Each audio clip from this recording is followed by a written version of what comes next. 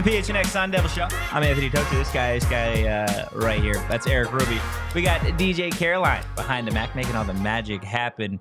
And you guys, you guys are Sun Devil fans. So do us a solid. Hit that like button. Hit the subscribe button if you haven't already. And leave a 5-star review wherever you get your podcast. Spotify, Apple Music, the streets, wherever you get your podcasts. I get my podcast from the streets. No, yeah, that's fair. Where I get my that's podcast absolutely from. fair. I get mine from my local grocery store, but hey, it is what it is Fair at enough. this point.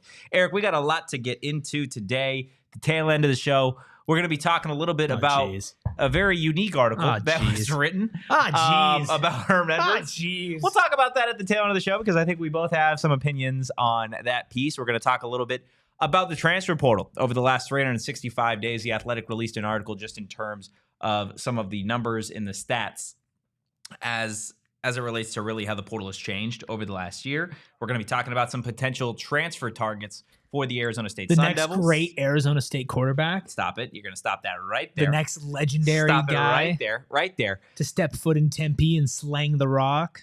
In the meantime, let's talk about potentially a hometown hero for the Arizona State Sun Devils. Let's start with something that everybody in the maroon and gold can get behind, and that is this. Brophy Broncos offensive tackle Logan Powell releasing his top 5 this morning. And guess what, Eric? What? The Arizona State Sun Devils cracked the top 5 along with Alabama, Oklahoma, Wisconsin, and Tennessee. So let me tell you a little bit about Logan Powell. 6'4", 280 pounds with a year to go at the high school level. Didn't know if you know that. That's pretty damn big for a high schooler. He's also the #1 offensive tackle prospect in the state of Arizona for the class of 2025. This kid is he's the real deal, man. 4-star blue chip guy. And it would be absolutely just, you can't even find the words to describe the meaning of Arizona State and Kenny Dillingham being able to get a guy of this caliber just 18 months in to actually commit to Arizona State. I think I got a word. Let's hear it. Great. Yeah, that'd be pretty great, man. Yeah. No, we just talked yesterday kind of about how the first wave of in-state guys that are higher ranked are starting to commit. And I think, like, not to take a moral victory, but just the fact that they are in the top 5, you know, with some other very good programs, is a positive. And if they are able to secure him and get him, I mean, you would set a massive tone in the state of Arizona. Like, and Sweet Prince Kenny Dahl in the chat says not just #1 offensive tackle, but #1 player. Yeah. I mean, we're talking cream of the crop in a state that has a lot of football talent, a vast depth of it. Can you imagine? I don't even think it's that crazy. But can you, like, just think about it? Because Arizona State doesn't, like, in the past, this isn't something that happens. This isn't something where we sit here and we're like, hey, imagine Arizona State getting the #1 player in the state of Arizona.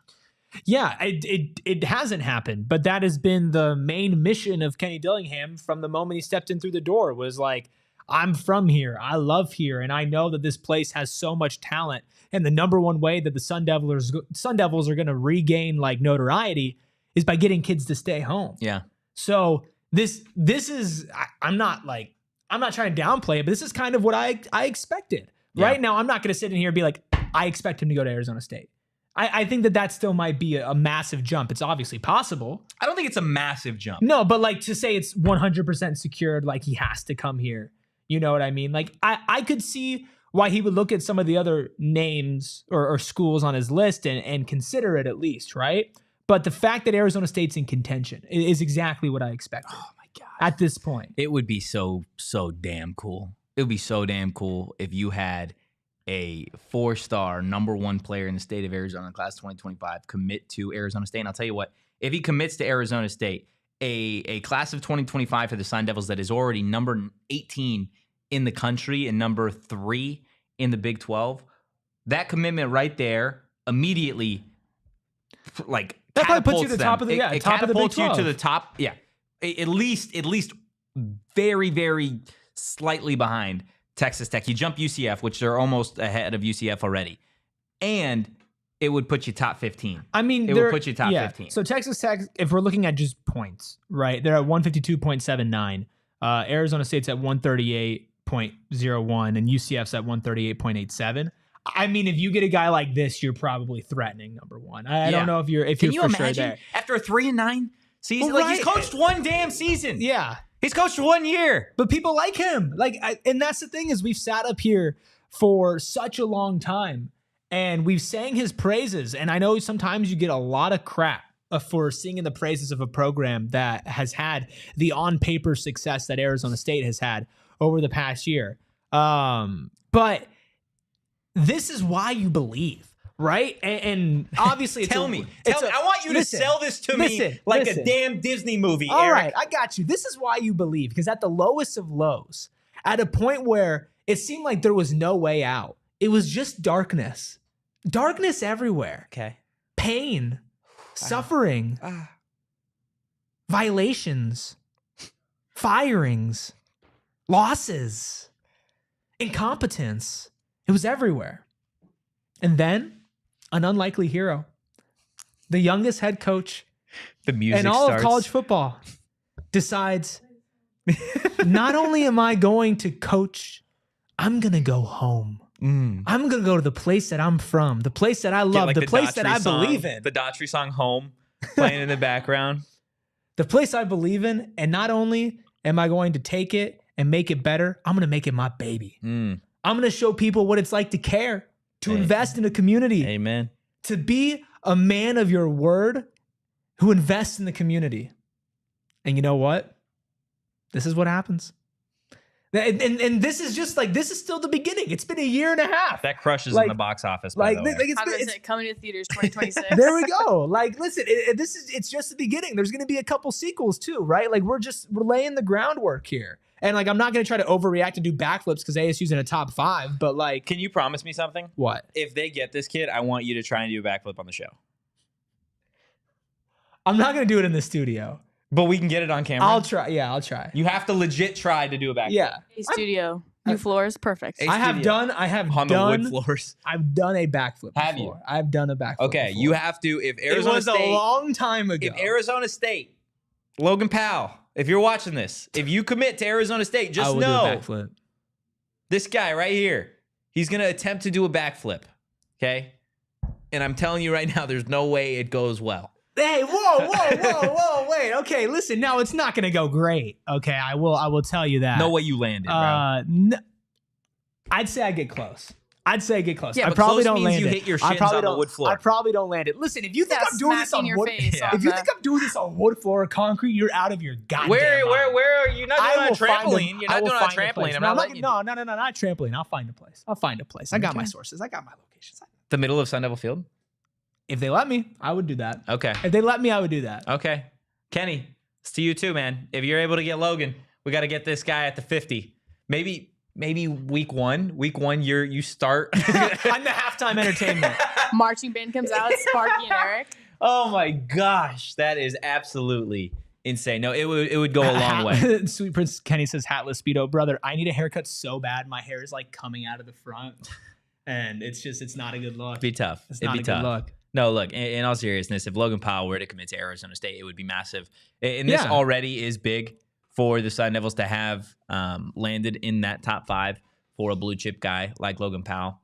You talk about the offensive line, the impact that it has already for the Sun Devils. You saw the injury bug hit it last year. You know, the potential issues and struggles this year with pass protection, and to be able to get a young guy like Logan Powell would obviously be huge moving forward. But yeah. Let's go ahead, transition, talk about some of the older guys that we do. that are in the transfer portal that could potentially be coming to Arizona State. I know there is man. one specifically that people would like to talk about, so we'll go ahead. We'll would get they that like out us of to there. talk about it, or Well, would they I like think- us to just avoid it at all costs? Let's get there. Okay, let's Okay. talk about Nebraska quarterback Jeff Sims, Jeez. Mike Luke's favorite quarterback. In 2023, Sims 282 yards, a touchdown, 6 INTs. 20.5 QBR. This guy, he does turn the ball over a whole hell of a lot. In 2020, 13 INTs to 13 touchdowns. In 2021, 12 touchdowns to 7 INTs. 2022, 5 touchdowns to 3 INTs. And then we brought up the stats this year, 1 touchdown to 6 INTs. Not to mention, he does fumble the ball a lot. Awesome. He is a little bit prone to not being able to hang on to the rock. So that is certainly an issue. But I want to calm the nerves here. I want to ease the nerves. Please. Okay. 2 things or 3 things that I'll say. Do you remember Bo Nix? I am aware. I'm not saying Jeff Sims is Bo Nix. I'm saying, do you remember where Bo Nix was at Auburn in his career before Kenny Dillingham got him to Oregon? Yes. He wasn't a very good quarterback, right? I know. Okay. Florida State. Do you know who Jordan Travis is? I am aware. Were you aware of Jordan Travis's career prior to Kenny Dillingham getting him? Yeah, it wasn't as good as when it was with Kenny Dillingham. Now, do you remember Jaden Daniels? No. You don't remember Jaden Daniels? I can't say I'm familiar. Well, let me tell you. Jaden Daniels was an Arizona State quarterback. It didn't necessarily, have the prettiest of careers at Arizona State. Went to LSU, and can I tell you what Jaden Daniels is doing today? I'd prefer you didn't, actually. Heisman winning quarterback, projected top 3 pick in Thursday's first round of the NFL draft. Now, I'm not sitting here telling you that Jeff Sims is going to be buddy, those it's a guys, stretch. but I'm saying that things like that happen. Okay. And quarterbacks get better, but when I told you Jeff Sims, when I told you that Arizona State was going to go get a veteran quarterback in the portal, which I did say, I told you that there wasn't an expectation that that guy, whoever it was necessarily going to be coming in to be a starting quarterback.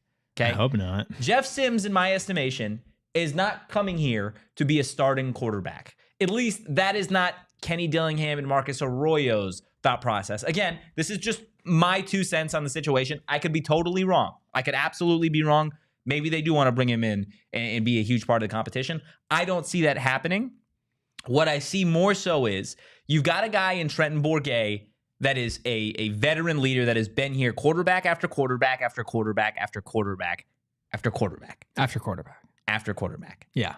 He's remained true to being an Arizona State Sun Devil. He's going to be an Arizona State Sun Devil through and through. I think he is a quarterback. There's a lot of people throw a lot of hate at Trenton Bourguet for, a couple throws last season. Yeah. Right. Without really evaluating the entire situation of what was going on. I am very comfortable with Trenton Bourguet being QB2 for the Arizona State Sun Devils. Absolutely. There is a situation where Trenton Bourguet has to step in to be QB1. I am comfortable with him stepping into that role, considering what he's shown over the course of the last few seasons at Arizona State. Am I saying that he is going to be Caleb Williams? No. But that's not what Kenny Dillingham has had in the past to succeed. Now, let's talk about Sam Leavitt. Sam Leavitt, redshirt freshman, played at Michigan State. Didn't blow anybody, crazy there, right? It wasn't a ridiculous performance. Wasn't a ridiculous performance. Right or wrong? You are so right. Okay. He, from what we've seen and what Kenny has said, is it's likely that Sam Leavitt is going to be the starting quarterback for the Arizona State Sun Devils. Yeah. True or false? Correct. So that leaves you with those 2 scholarship quarterbacks and Navi. Navi's not a scholarship quarterback right now. You don't want to see Navi on the field freshman season. You just don't, right? He's still got a ways to go.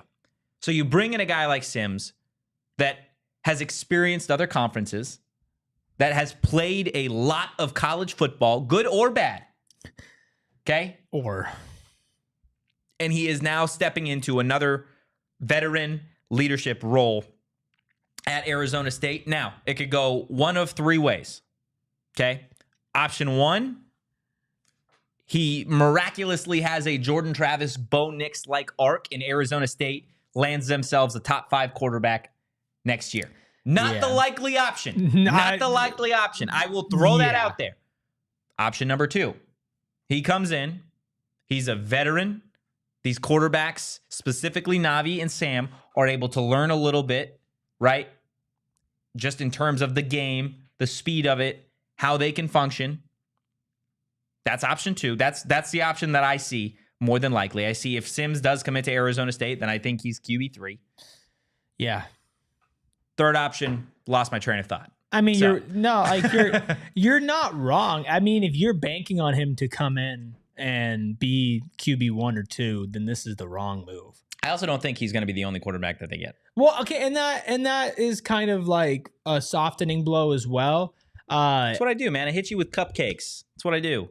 Cupcake sounds good, right? But I don't know how much more value Jeff Sims can bring in than somebody else. And it's like if you're bringing in 2 I don't know. Do you need to bring in 2 more quarterbacks? Is that necessary? I know we have like PTSD from last season, but like, well, last season, how many quarterbacks did you need? But last season should be. Last season, your running back played such quarterback. An anomaly. Last dude. season, your tight end played quarterback. Yeah, I get it. But like, knock on wood, that should not be as big of a problem this year. You should not be running through this many quarterbacks. You just shouldn't be. Yeah, but you never know. No, you never know. But I'm just saying, do you need to bring in 2 more? And does one of them have to be Jeff Sims? I don't know. Like, don't like the turnover. Is he going to be some incredible locker room presence, calming guy for the quarterback room? Like, I don't know. What can he bring that Trenton Bourguet doesn't bring? And if Trenton Bourguet gets injured... Trenton Bourguet's been at Arizona State his entire career. Okay. Jeff Sims is not.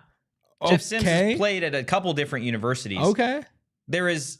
But you're not asking you're not asking Jeff Sims to perform on the field. No, but what I'm saying is, and this goes back to, for once, I'm actually equating football to Bobby Hurley's basketball. Bobby Hurley said something that was interesting to me.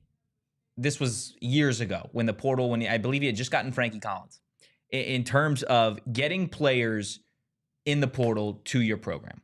Okay. He sits down with those guys afterwards, asks them what it was like. Just, this is coach and player.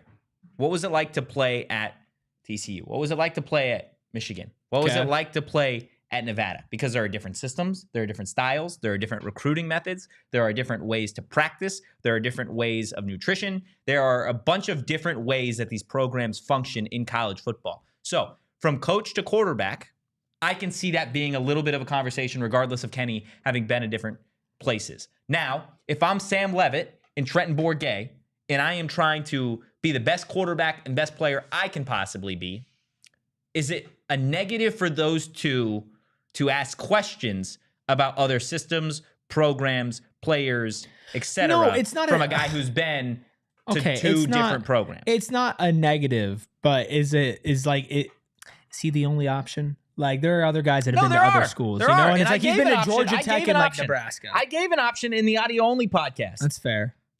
That's my dream option. But he's not Jeff Sims. I didn't say Jeff Sims was my dream. No, I don't go to sleep at night, okay. rest my head on this pillow, and I was like, oh, Jeff Sims, please be a Sun Devil. That's not what I'm fucking doing. I saw you take off your Sims jersey before you got in here. Yeah. Okay, man. 30 that was Phil Sims. Phil Sims, maybe. Okay. Okay. No, listen, I get what you're saying. Okay, fine. It's not complete negative. I'll stop being a negative Nancy. Fine. Like, it's fine. Everyone's losing their shit over this guy potentially coming here like, that's it. Hang it up. Jeff Sims is the starter, ladies and gentlemen. Like, that's not how this is going to work. Treat our microphones nice, okay? They're not Jeff Sims. You can't just throw them around. Oh, my gosh. Just throw them away. Is this the football? It's okay. If Jeff Sims threw the microphone, somebody else would have caught it before it hit the table. It's fine. If he's a third-string quarterback, it's fine. I would prefer somebody else, but I don't it's fine. think I really don't think he's coming here to be the starting quarterback. Now, he better not be. He probably thinks that he's going to come in here and compete right away. I think that's absolutely any player is going to tell you that they're going to want to compete for the starting job. I don't think that's I don't think it's realistic. Okay. I don't think it's realistic. Again, I think it is more, and Kenny has said this in the past, he is going to do what's in the best interest of the program. Okay. Now I'm going to ask you a couple questions and you can tell me what you think of this. Please. Is Logan Powell the number 1 offensive prospect in the state of Arizona potentially going to commit to Arizona State? Yeah. Why is that? Well, because of the culture in Kenny Dillingham. I see where you're setting me up for. I see this coming. You're throwing a fastball. I'm taking this shit yard. Jordan Tyson, one of the best wide receivers in college football, left Colorado, entered the transfer portal, committed to Arizona State. Why? Because of the culture. And because of Kenny Dillingham. So do you trust Kenny Dillingham? Yes, I trust Kenny Dillingham. Okay, so let's see what he can do. Okay, fine. You put me in my corner. You put me in my corner, Totri. I'll go sit over there. But okay, look, you sit over there. You're right all the time. I'm not saying I'm right. I could be wrong. I'm just saying let Chef Kenny cook.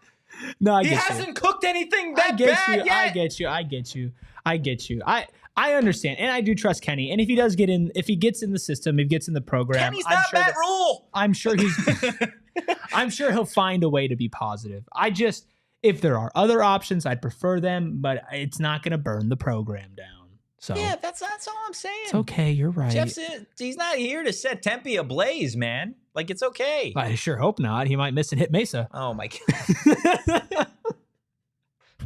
That's wild. Come on, dude. He had 1 touchdown and 6 interceptions this year. I'm gonna make some jokes. I'm gonna make some jokes. I give you that. It's funny. Let's talk about some other potential transfers. Okay. You know the depth that Arizona State obviously needs at that quarterback room. We talked about the 2 scholarship quarterbacks that they have on the roster as it stands right now.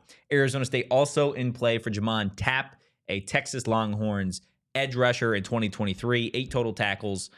Nothing ridiculous jumps off the tape from him. 6'3", 266 pounds. But what I will say about Tapp is last year, Arizona State, they got a transfer from Texas. Do you remember his name? Oh, from Tech. Oh my God. Edge rusher. I'm blanking. Prince Dorba. Prince Dorba led Arizona State. You made me look like an idiot. Arizona State in sacks last season until he got hurt, right? Yeah. Prince Dorba is like projected as it stands right now to be one of the starting edge rushers for the Arizona State Sun Devils a year after transferring from Texas to ASU. I think Arizona State has had some decent success with edge rushers, specifically from Texas. And if you want to talk about just Texas guys in general, yeah, Jake Smith, another dude from Texas transferring to Arizona State. And I mean, similar production in Texas for Dorba and for Tapp. I mean, you're right. Where not a lot jumps out on the page. It's another one of those transfers that you're looking at that was a really high recruit. Yeah. Coming out of high school. Literally a point away from being a... he was almost a 5-star. Oh, no. Yeah, he was a 4-star. Yeah, he was a 4-star. He was almost a 5-star. Like, really good player. A top 10 player in Louisiana, which I'm pretty sure he's from. Yeah. Donaldsonville. So shout out to Donald in the chat.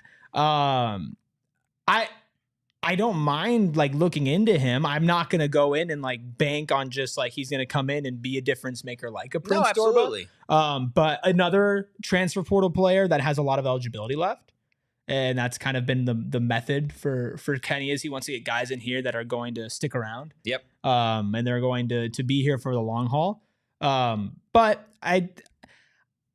I'm not going to lose my mind if he doesn't come here. Like he hasn't put enough on film or on paper to be like, this is a must get for ASU. But if they do get it, I mean, it's a good shot on somebody who had a lot of potential, didn't have a lot of success at Texas, struggled to climb up the depth chart there and could have a lot of impact here. Yeah. So stop it, Erik. You're being bad today. I don't know if that was in my comment about Donaldson or not remembering that Prince Dorba came from Texas. Sweet Prince Kenny, Big 12 experience is huge. It absolutely is huge. And you talk about, we talk significantly on the show when you get like transfers that didn't necessarily pan out or it took them a little bit to get to where they're at their respective programs. You look at what Tapp did the high school ranks to be able to collect the offers that he did. Alabama, Baylor, Colorado, Florida, Georgia, Kansas, LSU, Ole Miss, Texas A&M, USC, just to name a few. Those guys know what they're talking about. Yeah. No, he coming out of high school, he was a very big deal. I mean, like he's just one of those like stories of you go to college and it just doesn't really work out. And that could be system, that could be coaching. It could be location. Yeah, like you said, like environment. A lot of that stuff can really alter how your performance is in college. And going to a place like ASU where a lot of the players that want to come to ASU want to play in this specific scheme.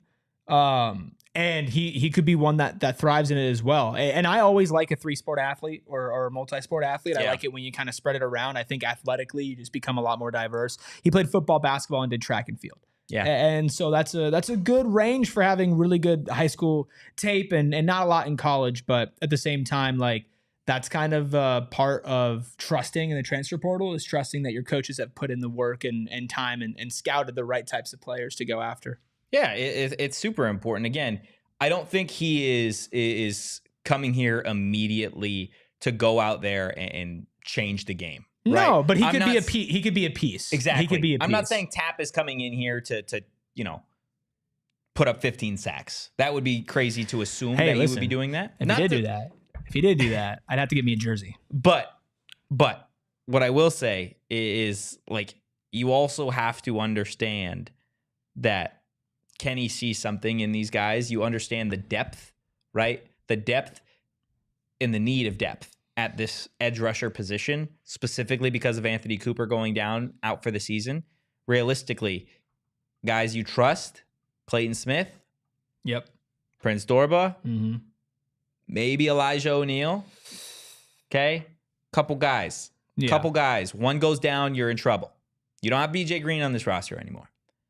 I am absolutely okay with getting a guy in J'Mond Tapp that has, potential that we've seen this defense already be able to work with in a guy like Clayton Smith from Oklahoma, in a guy in Prince Dorba from Texas at that same position, in other guys across the board. A Trey Brown transferring from Washington State to Arizona State in the interior of the Arizona State defense at that linebacker spot last year. On the outside, you talk about a guy, LaTerrence Welch, full of potential, transferring from LSU to ASU. Speaking of LaTerrence Welch, I'm looking at 2022 top football recruits in Louisiana.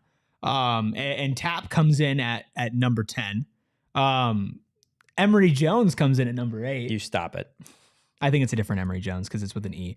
But what I'm really looking at is LaTerrence Welch is 12. He's an Arizona State Sun Devil. Correct. And what do we always say in the current era of transfer portal is that guys talk to each other. Yeah. And these guys, top 12 players in their state coming up at the same time, you have to imagine that they've run into each other, they know each other, or that, they at least follow each other on certain socials. And who's to say that doesn't play into why he's going to be visiting? And who's to say if he eventually commits to coming here, that's not a big reason for it as well. And that's kind of the importance of LaTerrence Welch. Was another guy you're talking about, you're just kind of taking a shot on. Yeah. Right? Like, he did not go to LSU and perform up to his ranking coming out of high school. And so he ends up at ASU in a system that hopefully uses him better. Maybe he loves it here and he's like, I see a fellow Louisianian. Is that what you call him? Louisianian? I don't know. That sounds right. Kind of. I just call him Tigers. Go Tigers. And LaTerrence Welch over here, and you see J'Mond Tapp, and you go, okay, like, I see the vision over here. Let me at least ask if ASU is the right place to go. He's a beefy dude. Yeah, he's a big guy. Bring Donald the beef. Bring Donald the beef. Bring us the likes, guys. Hit that like button. We're going to be talking about one more potential incoming transfer for the Arizona State Sun Devils. But first, I want to tell you how you guys can make some damn money over on the BetMGM Sportsbook app. Some of you are probably gearing up for the NFL draft. I know we are. Woo, just in terms of picking who is going to get selected where. You can bet on it over the BetMGM Sportsbook app. You can bet on the NBA playoffs. Sorry about your parlay pick last night. Dude, the Magic didn't do it for you. Yeah. It's rough. Also, the Sixers, my goodness, yeah, they got robbed. Suck. They got robbed. That's but why it's okay. That's why you got to watch the Bets show every day, okay? This is not the Bets show. No, it's Shane not the does Bets the Bets show. It's not the Bets show, but we'll tell you about the offer that they have over on the BetMGM Sportsbook app. Guys, BetMGM, they're introducing the MLB Grand Slam Jackpot, a weekly bet and get promotion. Place a $10 or more wager on any player to hit a dinger every weekend, Friday, Saturday, and Sunday. And if the player hits a grand slam on that day, they can win the $50,000 daily prize or a share of the prize with every other winning bettor. Not to mention, if you haven't signed up at all for that BetMGM, I don't know what you're doing because we tell you about it every single day. It's easy. It's easy to do. And they've got an offer for you. Just download the BetMGM Sportsbook app on iOS or Android or visit BetMGM.com. Sign up and deposit at least $10 into your BetMGM Sportsbook account and place a first wager and receive up to $1,500 back in bonus bets if the bet loses. And if the bet does lose, your bonus bets will be available once your initial wager is settled. I know that was a lot of info for you, Erik, so I'm just going to tell you one more time. Please, because I'm Sign so up lost. For BetMGM and use that bonus code PHNX. You there? You with me? I'm with you. Place your first BetMGM Sportsbook wager through BetMGM Sportsbook mobile app for at least $10. Okay. And you're going to receive up to $1,500 back in bonus bets if the bet loses. That's it? Sound easy enough? That's it? Sounds and I get easy. I get basically free money? Free money. It's what they do. It's what they do. Guys, check out the show notes for full details. And now listen to Shane talk about the disclaimer. Bonus bets expire in 7 days. One new customer offer only. Gambling problem? Call 1-800-GAMBLER. Available in the U.S. Call 877-8-HOPE-NY 467-369 New York. Call 1-800-327-5050 Massachusetts. 21 plus only. Please gamble responsibly. Call 1-800-NEXT-STEP Arizona. 1-800-BETS-OFF Iowa. 1-800-981-0023 Puerto Rico. First bet offer for new customers only. Subject to eligibility requirements. Bonus bets are non-withdrawable. In partnership with Kansas Crossing Casino and Hotel. See BetMGM.com for terms. U.S. promotional offers not available in New York, Nevada, North Carolina, Ontario, or Puerto Rico. Oh, not only does BetMGM have a lovely app that you can use, they also have an in-person sports book that you can use over at Gila River Resorts and Casinos. Guys, Wild Horse Pass is the place to be, and it's the place to be this Friday as we have a watch party. Bang, bang, bang. That's supposed to be the size of the full screen, but whoever sent it, which was me, I sent it, apparently was not going to. There we go. There we go. Watch party, baby. It's going to be game 3. Game 2 is tonight. We got something special going on for the diehards. I'm not going to tell y'all what that is because if you're a diehard, you know about it. And if you're not, then you need to become a diehard. We got something special for diehards? Something special for the diehards tonight, all right? It's going to be a fun time. But this Friday, open to the public, absolutely FREE at Gila River Resorts and Casinos Wild Horse Pass. It is going to be such a fun time. Hopefully the Suns have it tied up 1-1. They got game 2 tonight and then a long layoff. A whole Suns crew is going to be out there. You're going to have some fun with us. It's always a good time over at Gila River Resorts and Casinos. And if you want to stay for the weekend, you can do it because they have a state-of-the-art gaming floor with over 800 slot machines, 15 blackjack tables, and live table games, not to mention Arizona's largest casino sportsbook I had mentioned before. They've got a bunch of different dining, whether you want to get a slice of pizza, some Asian food, a steak, just eat by the pool, rooftop, whatever you want. They've got a whole range for you. And if you want to have a little staycation, you can do it there as well. So you head over to Gila River Resorts and Casinos. Let them show you what Next Level is all about. And it's not just Wild Horse Pass, guys. They have so many different locations across the entire state. So you do you at any location of Gila River Resorts and Casinos. Visit playatgila.com for more details. You want to talk about one more transfer? I would love to. Okay, let's talk about him. Josh Beetham. Josh Beetham, former Michigan Wolverines national champion, tight end. Can I give you a little fun fact about Mr. Beetham? I would love that. So, guess where he started his career in college? Well, are you giving me the fun fact or am I guessing? You're guessing, but I'm going to give you the fun fact. Yeah, don't even try and look at ESPN, you little baby boy. It's okay, I did there. try to cheat. It's not I did try on to there, cheat. Cheater. I have no clue. Where? Take a guess. Bumblefuck State. No. Illinois. Well, kind of. I guess they're kind of one and the same thing. One and the same. He played quarterback. He's a tight end, quarterback turned tight end. Yes, a 6'5", 240-pound quarterback transitioning to tight end. Are you kidding me? Bring this man in. Bring this man in. He's got the national champion like blood in him, right? Okay. Because he was at Michigan. Now, I'll tell you what. This isn't a guy that was out there catching 10 passes for 100 yards and 4 touchdowns. Yeah. He is not going to be a world beater type of tight end, but right now you need depth if you are Jason Mons in Arizona State. Now, Beetham is not the only tight end. I believe a former Colorado tight end is also visiting Arizona State as well. Could see the Sun Devils bringing in potentially both of them. We will see, obviously, what happens. How would you feel about Beetham joining the Sun Devils? I can't say I have super strong opinions. Yeah. You're right on the whole depth perspective. Wait, especially. can you say one more time? Oh my God! Caroline, did you hear that? It was a little quiet, right? I literally said it like 8 times. Was that an earlier in the agreeable show. statement? Was that an agreeable statement? I think I said it 8 Might be times first of the earlier in day. the show, but for some reason now we want to make a big deal out Well, of we're it. at the tail end of this specific conversation. So. And you just want to hear that you're right again. Oh, there we go. Thank you. You're right. And also, I think my main point here is that you're right. And let's not forget that you're also right. I mean, I'm glad we are on the same page. Yeah. I'm really glad I get some depth in the tight end room. if you're talking about having conversations about how other programs operate, I would much rather learn about Michigan than Nebraska and Georgia Tech. So I'll use that argument against you. So anti-Jeff Sims. I'm going to use that argument against you. So checkmate, brother. I'd rather have him. Checkmate, brother. Checkmate. Shout out Sketch. Yeah. Love that dude. We'll take it. We'll take it. I'm not gonna freak out. Wait, he has a SoundCloud attached to his Michigan football page. We can explore that later. I'm all in. I'm all in. Give him a starting role. Make him the quarterback. Like, I don't care. I'm all SoundCloud on the university athletics page. That's so hard. It does go pretty hard. All right, let's talk about the article that the Athletic released. I believe it was this morning.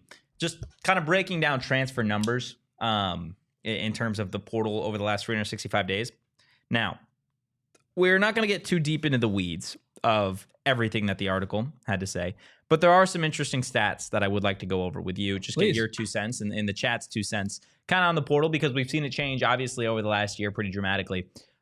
So starting with 497 scholarship transfers as of this morning, okay? Up 47% from 2023. Jeez. We've almost doubled the number of scholarship transfers, and it is insane, man, to think about. That number is crazy. It feels like it though, right? Yeah. Like, I know we always say it's the new era of college athletics. Just get used to it. It feels like it's up 47%. That's a lot. That's a lot of players. It's like half of everybody's roster, basically. It's just gone. Well, yeah, and you look, some programs hit harder than others. Colorado lost another 3 players this morning. I believe they're over 15 players having entered the portal already. Hey, good thing they have a nice recruiting class for 2025 coming in. Dear Lord. You can tell Dion's really preparing for the future over there. And Arizona State, on the flip side, has 4. Right? So, like, each program is getting hit a little bit differently, but you're right. There are players leaving every single program. I don't think there's a single program that could say they haven't had somebody leave. I wonder. There can't be, right? I can't imagine. Maybe. I mean, not in football when there's like 100 players. Maybe Georgia. Maybe. No, I'm sure there's somebody. No, there was a little skinny wide receiver dude. Little skinny wide receiver dude. Oh no, he transferred. I love that guy. That guy's awesome. Yeah, I was thinking about it. I was thinking about a SoundCloud link in his in his bio. I was thinking about a tier list that we did earlier, where there was somebody transferred. I know what you're talking about. Yeah, I know. You're right. But no, I'm sure somebody transferred from Georgia. That's actually honestly how I would describe him too. Yeah, I know. I don't remember his name, but I'm right. So in terms of the transfers themselves, this number is probably, I mean, for me, it's a little bit more dramatic. 25% of that number are repeat transfers. Dudes that are transferring for either the second, third, or fourth time in their college career. What does that tell you about the state of college athletics right now? If 25% are repeat transfers. What does it tell me about the state of college athletics? Yeah, sorry. I know this feels like an interview. No, I feel like I feel like I'm failing this interview, and that's not your fault. That's my fault. Hand up. Responsibility. Accountability. Wow, I'm right, and it's his fault? Jeez, you're getting a lot out of me today. Wow. That must be a weird day. I think it just tells me that if you feel like you are not in the best position in one place, and you resort to just completely uprooting and changing everything, sometimes you feel like that's going to be the only solution. And if you've done it once and it doesn't succeed, then you're like, I guess I'll just do it again because I have the choice and I have the option, and I'm not just going to stay here. I'm not trying to like make a statement on how people operate nowadays, but it's kind of like, it makes me feel like everybody thinks it's everybody else's fault, which sometimes it is. Like, sometimes it is your situation. Sometimes it is who's surrounding you. But also at a certain point, you got to take things into your own hands. And if both of those numbers keep going up, like, you're not going to be able to find sustained success in college athletics.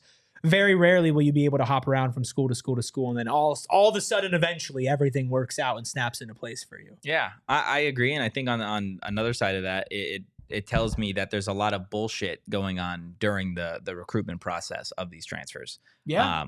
If I'm somebody that has a conversation, if I'm somebody that has a conversation with a coach and a staff, I get the idea of a scheme. I meet my teammates, whatever. I spend the season or even a spring, right? A spring camp with some of these guys. And I still, after the fact, feel like something's off. I feel like this isn't the program for me. I feel like maybe I've been lied to. I feel like maybe I was sold, some false promises, which we know is something that happens in college athletics. it tells me that that's happening at the same rate, right? You see guys now transferring multiple times, and not only does it puts a bad reputation on them, I think, right? Especially if you're a guy that hasn't necessarily succeeded. If you're a guy that hasn't succeeded and you transferred multiple times, the public narrative of you is that you are afraid of competition or that you're just not good enough. When in reality, there are situations out there where people are fed bullshit and they go through an entire year and they're like, why would I put up with this again? Yeah, I mean, if you feel like you're lied to, and that's a fantastic point. I'm just going to keep singing your praises here because you're not going to get it any other day. So we're just going to keep it. We're going to keep it rolling today. That's a fantastic point because we've banged on that drum with Kenny, and he's even come out and said it. Like, I'm going to be real and I'm going to be honest with you, and that's why a lot of people say they came here is because they're like, Coach KD was real with me. He was honest with me. He told me what was going on, and you can probably look at some of the guys like Jaden Rashada. And I'm sure one of the reasons why he's transferring is because Kenny was honest about his situation and he wasn't feeding him bullshit. And in a world where there's so much of that, there's so much bullshit in current college athletics where coaches and adults who are being put in a position to like look after and look in the best interest of like teenagers or early 20-year-olds, or in some cases, people who should be working in insurance. And you're supposed to like take their best interest to heart, but you're not because you're just thinking about yourself. Yeah, absolutely. What can I tell you to get you in the door so that I can milk you for all the value you're worth and then get you out if you're on the other way? And that's sad. Like, that's sad. And it's an abuse of the system in one light, and then it's an abuse of the system in the other light where there are players who are just going around saying, I'm just going to leave whenever. I'm just going to do whatever. And I think the worst out of both parties gets brought out when you have such enticing options in front of you. But all that being said, I'm still pro like player empowerment, right? Too. And so it's a really weird balance. It is. It's different, but I think something that you can learn from the article that I think, I don't think anybody, there may have been people that enjoy the current system of the portal where you can just leave whenever, however, like for whatever. Chaos lovers. Yeah, which it's fine, I guess. My 2 cents is there always needs to be some regulations to it. I love players getting a piece of the pie with NIL. I think it's super, super important. But the way that the transfer portal is structured right now, it really is the Wild West. It's free agency, whatever you want to call it. And something definitely needs to be changed for that moving forward. So we'll see. We'll see in time. Another stat, 48% of those transfers are leaving Power 5 schools. So this is not necessarily the idea that people want to necessarily throw. It's the same people that love chaos in the transfer portal are also the same people that will defend the transfer portal not having regulations by saying, oh, well, it allows D3, D2 guys to move up to D2 and D1, and it's like a little farm system, and it's great. College football's never been better. When in reality, nearly 50% of 497 scholarship transfers are leaving programs like Colorado, Arizona State, LSU, Alabama, Georgia, Michigan, Wisconsin. They're leaving major programs to go to other major programs, and that's not necessarily a bad thing. But that argument that the transfer portal is perfect without regulations because it allows D2 players to, work their way up to D1 and they're set up for long-term success. That's BS. No, it's stupid. And especially because a lot of the players that are leaving, they have, as they should, a lot higher of an opinion on themselves than is probably reality. Yeah. Right. And you are not playing and you don't get any looks at Colorado. And you're like, well, I'm just going to leave because surely somewhere else will want me. And then you end up in a worse situation because you just left and now you're going to a non-Power 5 school. And now maybe that is the place for you. And maybe you need to go there to get better. But because there's no regulations, because there's no guidance system as well, maybe less regulations, but maybe like a source of people who are there to like consult, like a group of consultants for players who are looking to transfer, where it's like, okay, here's your situation. Here are all the openings that I have here. And here's everybody else in transfer portal. Let me sit down with you and talk you through this is the best decision for you. Right? A party not affiliated with a certain school trying to get you to do something or trying to get you out of there. Because if you just leave an ice cream bar, right, all out for a bunch of like 5-year-olds, they're going to get sick. right? Like, it doesn't matter. You're not going to see them be like, oh, I'm just going to have one scoop, right? But I'm not calling, and I'm not never takes just one. And I'm not calling all of these younger players who want to do this like dumb 5-year-olds, but just as like but it's also a comparison. It's like if a parent is there to say, hey, you're going to get one scoop and you're getting a little bit of toppings each, the child can still enjoy what they want, but not become sick and overindulge or make the wrong decision. It doesn't even have to be kids. It doesn't even have to be kids with ice cream. Compare it to adults with ridiculous amounts of money. Yeah. You put enough money in front of somebody, they're going to say something stupid. Exactly. Unless they have somebody there who's like, hey, bud, this is in your best interest. You probably shouldn't do the other thing. Yeah. Are you talking like an agent? Like an agent. Like a sports agent? Right. Yeah. But like, I don't want somebody who like signs people and takes a percentage of their NIL deal. Like, I want a third party, like. You want the NCAA to do something good for the kids? That's what you're saying. Lock me up. Absurd. Lock me up, baby. Lock me up. Yes, because, and obviously it's not going to happen. But if you were just to have those guys in charge, like counselors, basically, like transfer portal counselors, who you can log in portal and you parents. can sign that goes hard. It goes hard. You log into a website, you type in, all of your, not stats, but like, your name and your school and what you're looking to do. And then they say, hey, we have an appointment at 2:15 next Thursday. Yeah. Why don't you come by and do that before making your decision? I'm sure that would stop a couple people who are like, I'm just going to do it because I have the option to do it. Right. And then they don't realize that if they stayed at a Power 5 school and had the resources and the coaching and maybe they didn't play for another 2 years, but they got better. Mm-hmm. Then when they hit the transfer portal or they stick around and an opportunity comes up, that's a lot better for them. Be a different situation. It's entirely possible the same way that leaving and going somewhere else could also help you as well. Like, nothing is off the table, but it feels like, oh, shiny new object. Let's all jump over to that thing before it now bites us all in the ass. And then you don't have a period of time to do it, right? No. It's not just like the ice cream's out there 365 days a year. It's like, okay, we've kept you without ice cream for the last 3 months. And we've teased you with ice cream. Oh, wasn't ice cream so delicious? And I'm going to put this out here. This is this ice cream. We're just going to leave this year, okay? 15 days. You can do whatever you want. We're not going to tell you what to do. But if you want something sweet, have some. Yeah. Because it's there for you. It's crazy. It is crazy. Last little stat before we get to the most interesting piece of garbage that I've ever read in my life. So in terms of transfers, the numbers, 95 of these 497 scholarship transfers are defensive linemen. 94 are defensive backs. The two positions most hitting the transfer portal. Interesting to me that both are on the defensive side of the ball. Right. Can you, any particular reason you feel like that I'm trying to think of one. I don't see it. Like, they're big position rooms, obviously, but like, I wouldn't think quarterback's up there because there's just so few of them comparatively. Yeah. But like every other position, it's relatively similar. I mean, I don't know what the like third and fourth and fifth most were, if it was like close or not.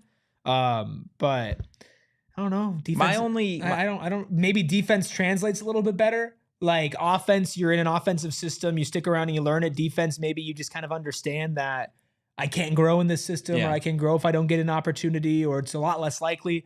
I don't think that there's a very specific reason for that I can at least think of. I think the only thing that I can necessarily think of is you can never have too many defensive backs. That's fair. You can never have too many defensive linemen, whether that be in the interior or the outside rushing the passer. Those are positions of need for everybody. Everybody will use a 5-star, 4-star blue chip edge rusher or a lockdown corner that can shut down a team's opposing number one wide receiver. So guys that fall down the depth chart at their respective university, portal season opens. Hey, guess what? Maybe another school will be able to use me a little bit better. Arizona State. Ed Woods, he's a defensive back at the portal. If you go back to your previous fantastic point of just the fact that like a lot of guys are being sold on false promises, right? And like you said, everybody needs a lot of defensive linemen. So maybe coaches are more likely to get in a defensive lineman or defensive back's ear and say, I can do this for you, this for you, this for you, this for you, because I want you over here. I want to take a shot, right?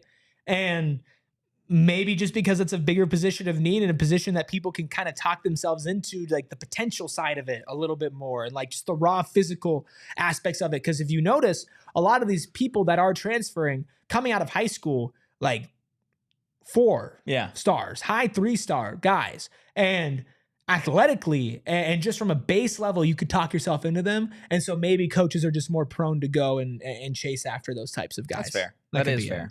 Look, we will get to the last topic that we've got today. But first, I want to tell you about something good.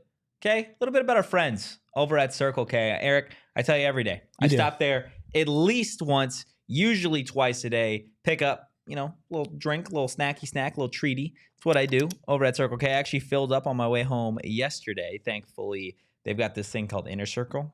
So I was able to save 3 cents per gallon. And if you're just signing up for Inner Circle, they're going to help you save 25 cents per gallon on your first 5 fill-ups. And like I said, 3 cents per gallon every single day after that. I can't think of a membership program off the top of my head that's going to help you save money every single day that you are using it. But Inner Circle is definitely free one. Too. That's the thing. It is free. Get every 6th free too on a selection of those Circle K products: pizza, coffee, ice cold fountain drinks, and more. Not to mention, if maybe one of those isn't your go-to, it's okay.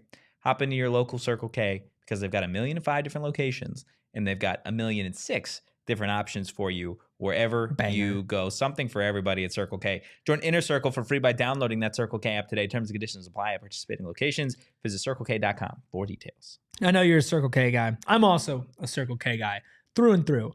But I'm also a Desert Financial Credit Union guy. You are. And that might sound a little facetious at first, like, oh, Erik's just reading off of it. No, like I'm being serious. No, he's dead serious. Like before I got here, only place I've ever kept my money is with Desert Financial Credit Union. And lucky me, the official retail banking partner of Arizona State University, where I also happen to go to school. So I'm just through and through with DFCU. That rhymed. For more than 84 years, Desert Financial has been Arizona's largest, most trusted local credit union, dedicated to creating exceptional experiences by giving back to the community and providing financial solutions that make lives better. Now, I don't have the most complicated financial problems right now, but I do have simple ones. And sometimes the simple problems are the ones that are hardest to get fixed. And you go to another bank and they're just mean to you. They make you feel like crap because you lost your debit card for the 5th time in the 5th straight month. And, they poo-poo on you, right? They poo-poo, get out of here.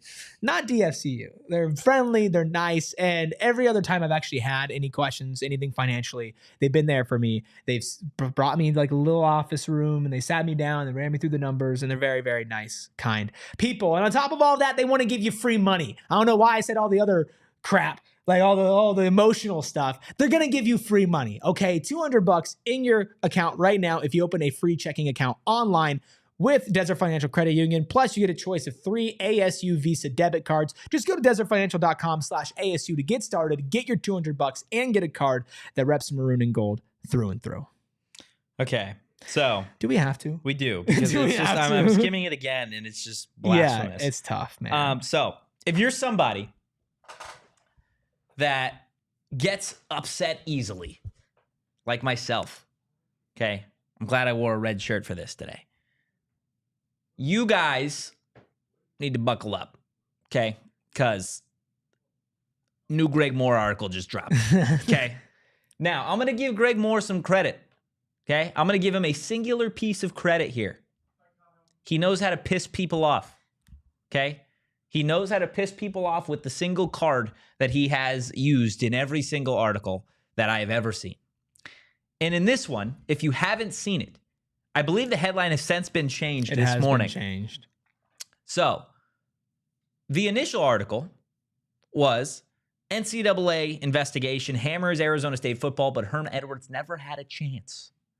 Now, you're like, that's an interesting take, an interesting headline to maybe read. And then you go throughout the article, and I'm just going to read a couple snippets of this whole thing, okay? Again, talking about the investigation, Herm Edwards, Ray Anderson, and everything. I'm going to try and keep my cool. It's going to be difficult, okay? It's going to be difficult. So, part of the articles, it starts, I'll read you the first couple graphs. Says the NCAA investigation into accusations of illegal recruiting during the pandemic found evidence of misconduct by Arizona State football coaches and a lack of oversight by Coach Herm Edwards. There are plenty of smug people in Tempe saying, quote, "I told you so," and who can blame them? They said it wasn't going to work, and it didn't.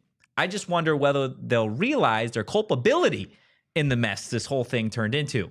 What if I told you it was your fault that Herm Edwards messed up? And not for the reason you think. Edwards was a polarizing hire. His predecessor, Todd Graham, had been popular, if limited. ASU fans tend to have delusional expectations, so it's your fault and you're crazy.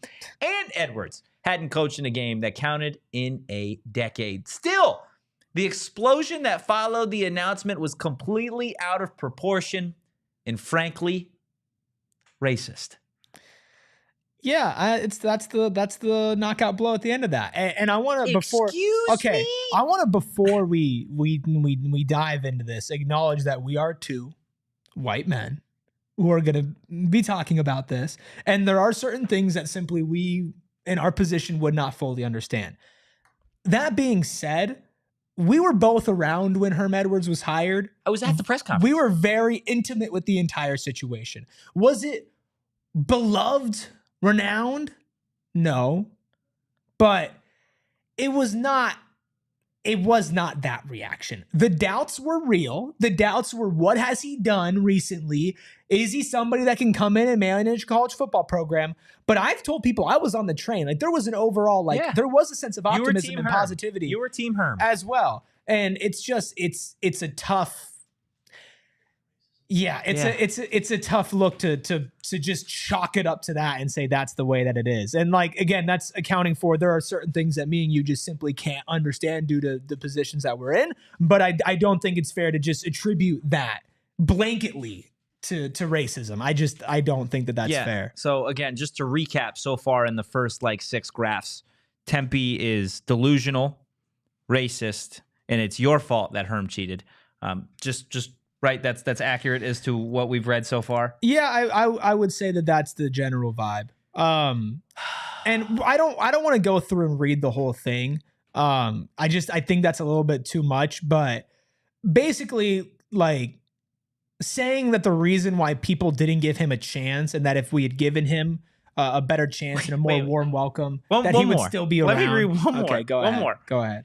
But if he had been welcomed with patience and optimism rather than anger and skepticism, he could still be in the job today. Just completely overlooking the fact that he broke so many rules, and that he brought in Jaden Daniels, he says.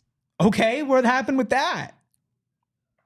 Let me just really quickly. I don't, like you said, I don't want to get too deep into the weeds here. So, people that, and I'll tell you, I didn't like the Herm Edwards hire. I didn't like the Herm Edwards hire for a number of reasons. One, he was an average coach in the NFL. True or false? Yeah, he's fine. He'd never coached in college football as a head coach. That's correct. He was hired at the time by an already disliked athletic director who happened to be his friend and his agent while he was playing in the league. That screams backward ass shit right there. And when he got to Arizona State, his opening press conference, he didn't even know the fucking mascot. That's 4 or 5 reasons why people didn't like Herm Edwards. That's without even mentioning that Herm Edwards had been 170 years removed from college fucking football. Yeah. And he also, he compares it to, the NFL having a diversity problem, but Herm was kind of the first coach that helped break that barrier. And then he said he did it again in college football, where he shows up to Tempe 20 years later, did it again as black coach and started getting opportunities in college football. Herm Edwards is not he wasn't some martyr who was unfairly shunned. Cheated! He was, and he says, he was 18 and 28. He cheated. And he mentioned Jaden Daniels. He won a Heisman somewhere else. What'd you do with him, Herm? 8-5. 8-5. People didn't like Herm because Herm was Herm. That's why. Every now and then, you talk to your grandpa, right? You talk to your grandpa. It's great. You love Gramps. What do you love most about Gramps, aside from the fact that he's family? You love that he just says some wild shit from time to time. Guess what? That's why people fucked with Herm Edwards when they did. It's because you could ask him about the quarterback competition, and Erik, he'd tell you how much he fucking loved recess 87 fucking years ago. That's why people liked Herm Edwards. Herm Edwards was a bad football coach.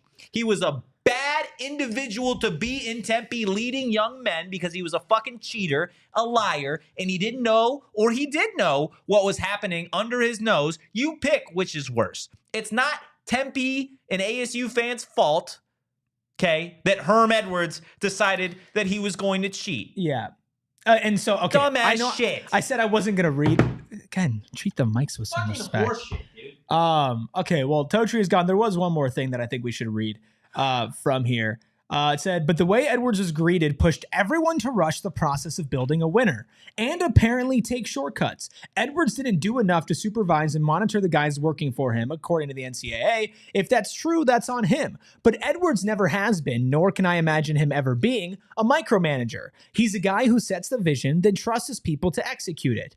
ASU should have hired as many compliance officers as assistant coaches because the NCAA rulebook is probably thicker than a stack of dictionaries. My guess is that Edwards skimmed it like we skimmed the legalese that comes with getting a new email address or downloading an app. Okay. To say that in defense of somebody, to say, it's not really their fault because they probably just skimmed the rules like a fucking email and it's all our fault for saying, we set the expectations for the guys who came in and said, oh, by the way, this is an NFL feeder program now. This is a train. You better get on it. And if you're not on it, you're going to regret it because success is coming. This was the initial press conference. This is how we were introduced to the man. It wasn't Herm Edwards gets hired and ASU fans are standing up going, bring us a winner. We need to win right now. Please, do everything that you can. Please just cheat because if you don't win now, we're out. No, you promised that.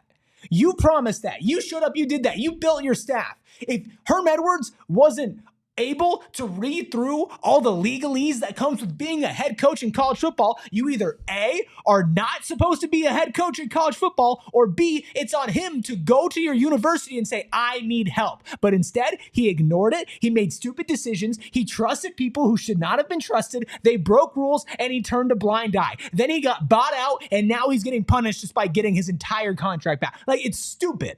Right? Yeah, and then they paid him to leave. And to say that that's something that somebody else did to them, the whole moral of the Herm Edwards, Ray Anderson era at ASU is that they did it to themselves. Nobody else did this to them. Nobody forced them to do anything. Nobody told them that they have to cheat. Nobody put unwarranted expectations and pressure on them because they felt like they had to. No, they did that to themselves.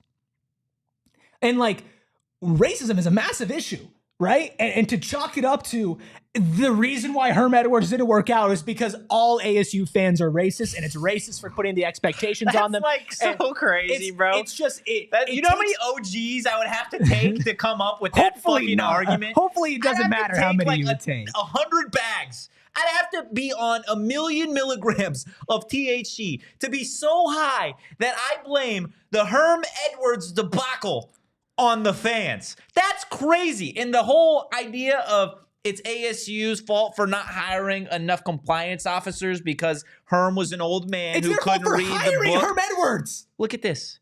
First off, that's just, I'm trying to pick apart the argument. The idea here that comparing it to read, right, the legal part of when you hit terms and conditions accept. Hey, Erik, when you get a new email address and you have to click the checkbox that you read the terms and conditions, do you get a 4-year, $12 million contract for that shit? I wish. Right, so your responsibility is very slim in that situation. A lot different. Okay. Herm Edwards got fucking money for that shit. He got money because it was his fucking job. Hey, guess what? My job here to host a podcast on top of a bunch of other duties. I do them. Why? Because it's my job. Do I delegate from time to time? Absolutely. Do I check with those individuals to make sure that they're doing the shit right in the way that they're supposed to? Absolutely. Because guess what? A 10-year-old could fucking tell you that that's what you need to do. But not Herm Edwards, not Grandpa fucking Herman, okay? Herman instead decided, hey, you know what? You do it. You do it. Hey, you, whatever you need to do, fucking do it, man. I'm getting paid. It's my job. It's my job to know this shit. And even if you don't know it, right? Even if you don't know it, and you are so well aware that you are out of your depth, right? Tell them. Have somebody figure it out for you. Don't just pretend like it's okay. And that's how you know that he didn't give a shit about the program. He didn't give a shit about the university. He wanted to basically just have fun and prove that he could do it. And that's it. And it's not just us that are annoyed. AZ Cats G with a $2 super chat. Thank you for your $2. Even as a Wildcat fan, this article annoyed me. Like, listen, Herm Edwards' flame out and Ray Anderson and Herm Edwards' dismantling of the entire ASU athletics program has nothing to do with race. People were not out on Herm Edwards. People were not out on Herm Edwards at the end of his era because of his race. They were out on Herm Edwards because of his actions, because of his gross negligence, and because of the responsibilities that he neglected every single day. Forget the cheating. Let's forget the cheating. He wasn't a good football coach. He was 18 and 28. 18 and 28. And I'm going to give you $3 million to fucking not let the door hit your ass on the way out? That is fucking bullshit. That is crazy. Find me another coach with zero success at the college level that would be able to get away with being 18 and 28 and then get paid money to leave after cheating. You're not going to find one. Doesn't exist out there, probably in the history of college athletics. Guys, that's going to do it. Hit that like button if you enjoy the content and you hated that fucking article like the rest of us did. If you enjoyed the content, give us a follow at PHNX_Sun Devils. You can follow me at Anthony_Totri. You can follow this guy right here, the guy I'm delegating my shit to, at Eric Ruby. That is Eric with a K. In the Just meantime, remember, Totri's always right. Go Devils and peace. We all silly like the mayor.